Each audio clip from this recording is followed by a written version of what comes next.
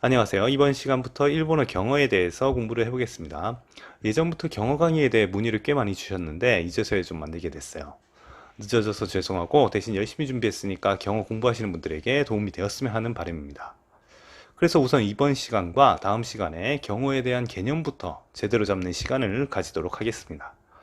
경어를 어려워하시는 분들은 대부분 이 개념 자체가 제대로 정리가 안 되어 있는 경우가 많아서 일단 세세한 표현들은 나중에 살펴보기로 하고 일본어 경어란 무엇인가 이거에 대해서 알아보도록 하겠습니다.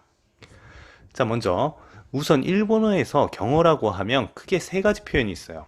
겸양어, 종경어, 정중어 이렇게 세 가지가 있습니다. 그럼 이제부터 이것들을 구분해 볼 텐데요. 잘 따라오세요. 먼저 이렇게 겸양어, 존경어는 그대로 냅두고 정중어만 따로 구분할 수 있습니다. 이렇게 구분되는 기준은 지위가 변화하는가의 여부입니다. 기본적으로 상대방과 나는 동등한 지위인데 말을 할 때 이 지위가 변화하는 경우가 있고 그렇지 않은 경우가 있어요. 만약 지위가 변화하면 그때는 위에 두 가지 경우인 겸양어 혹은 존경어가 되고요. 반대로 지위의 변화가 없이 단순히 공손하게 표현하는 경우도 있는데 이 경우는 정중어라고 합니다. 일반적으로 많이 쓰는 데스나 마스형이 여기에 해당되고 그냥 정중어는 지위 변화 없이 공손한 표현이다 이렇게 생각하시면 됩니다. 쉽죠? 그러면 지위가 변화하는 경우도 보겠습니다. 우선 지위가 어떻게 변화하는지를 알아야 하는데 내가 아래 상대가 위로 갑니다. 사실 이것도 생각해보면 당연한 거죠. 상식적으로 예의 바른 표현인데 건방지게 나를 위로 할 수는 없겠죠. 당연히 상대방이 위로 가고 내가 아래로 갑니다. 자, 그럼 지위가 변할 때 내가 아래 상대가 위라는 것까지 알았습니다. 그렇다면 내가 아래 상대가 위인 관계를 어떻게 만들 수 있을까요? 간단하죠. 나를 낮추거나 아니면 상대를 올리면 됩니다. 어떤 걸 써도 내가 아래 상대가 위가 되죠. 문법 용어로는 나를 낮추는 것을 겸양어, 상대를 올리는 것을 존경어라고 하는데 여기서 꼭 알아두셔야 하는 것은 두 가지 모두 내가 아래 상대가 위라는 관계는 동일하다는 것입니다.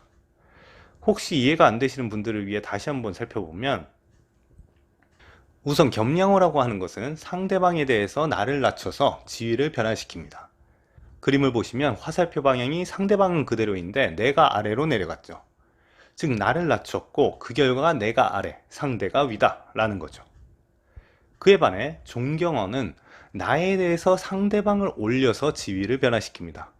이 경우에는 상대방 화살표가 위로 올라갔죠.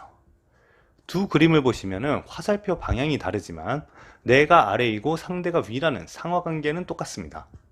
동그라미 보시면 상대쪽 동그라미가 둘 다 위에 있죠. 이해되시나요? 사실 이 점 때문에 겸양어와 존경어를 어려워하시는 분들이 많으세요. 이게 결과가 아예 다르면 오히려 이해하기가 쉬울 텐데 보시는 대로 결과가 똑같거든요. 자, 그러면은 겸양어든 존경어든 내가 아래 상대가 위라는 것은 알았습니다. 그럼 언제 나를 낮추고 언제 상대를 높이는지를 아는 게 중요하겠죠. 결론부터 말씀드리면 행동의 주체가 누구인지가 중요합니다. 조금 더 자세히 말하면 겸양어는 내가 행동의 주체일 때 사용하고 존경어는 상대방이 행동의 주체일 때 사용합니다. 이렇게 적으면 되게 어려워 보이는데 사실 되게 쉽고 어떻게 보면 너무 당연한 얘기예요. 자, 겸양어부터 한번 보겠습니다. 가정을 해보죠. 여러분이 무언가 대단한 성과를 냈고 주변에서 모두가 여러분을 칭찬하는 그런 상황이라고 해봅시다. 이때 여러분은 어떻게 말하겠어요? 아, 물론 제가 최고죠. 당연한 결과죠. 이렇게 말할 수 있겠지만 일반적으로는 조금 겸손하게 예를 들면 다 여러분 덕분입니다. 뭐 이런 식으로 여러분 자신을 낮추면서 말하겠죠. 이처럼 자신이 한 행동을 조금 겸손하게 낮춰서 말하는 거죠. 이게 겸양어의 느낌입니다. 생각해보면 사실 당연한 거죠. 그럼 존경어도 보겠습니다. 이것도 가정을 해보죠. 여러분이 사장님과 골프장에 갔습니다. 그리고 사장님이 퍼팅을 했어요. 자, 여러분 뭐라고 하죠? 사장님 나이스 샷 가해죠. 상대방인 사장님이 한 행동을 지켜 올려주는 게 그 상황에 맞겠죠. 이게 존경어의 느낌입니다. 어디까지나 뉘앙스를 알기 쉽게 전하기 위해서 이 예를 든 거니까 뭐 이 예문 자체가 겸양어, 존경어라고는 이해하지 마시길 바랍니다. 아무튼 누가 행동을 했는지를 파악하는 게 경어를 공부하는 데 있어서 핵심이라는 것을 꼭 기억하셔야 돼요.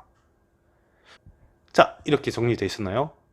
이번 강의 내용은 여기까지고요. 이번 강의에서 경어 표현의 가장 기본적인 개념들을 다루어 봤습니다. 기본이라고 했지만 동시에 가장 중요한 내용이니까 이해가 안 되시는 부분은 꼭 복습하셔서 잘 익혀두시길 바랍니다. 자, 그럼 다음 시간에 경어 표현 개념 잡기에 대해서 조금 더 나아가 보도록 하겠습니다. 정쌤이었습니다. 감사합니다.